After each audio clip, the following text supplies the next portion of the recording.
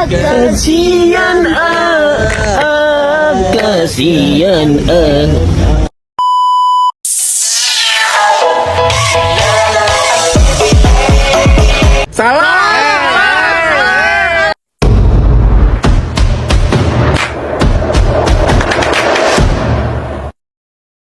Halo everyone, nama aku Putrinda Sugiarcika.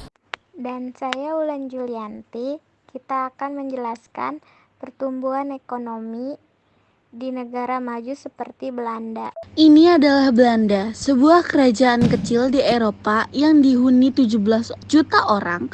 Luasnya hanya 41.534 km persegi dan sebagian wilayah berada di dataran rendah atau di bawah permukaan laut karena karakteristik negara ini cenderung berbeda dengan negara Eropa lainnya. Belanda mengembangkan teknologi infrastruktur unik sehingga negara ini tidak tenggelam. Negara kincir angin ini terkenal sebagai salah satu negara paling stabil ekonominya, membawanya salah satu terkaya di benua Vir. Mencatat PDB per kapitanya negara Belanda yaitu 47.474 dolar Amerika Serikat atau lebih tinggi dari negara lain seperti Kanada dan Inggris.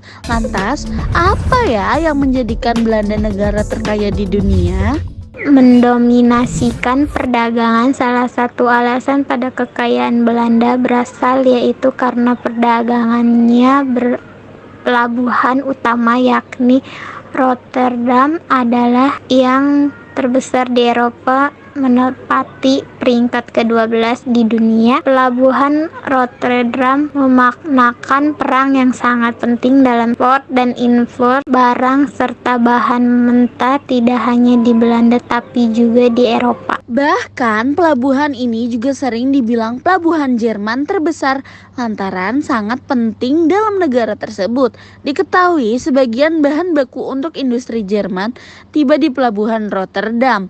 Akan tetapi pentingnya perdagangan dan fakta bahwa Belanda memiliki pelabuhan terpenting di Eropa bukan hal baru bagi negara ini. Jika kita lihat historinya, nyatanya Belanda telah menjadikan perdagangan internasional sebagai alat politik ekonomi mereka selama berabad-abad. Sejak abad ke-17, industri perdagangan kepala Belanda kembang sangat pesat.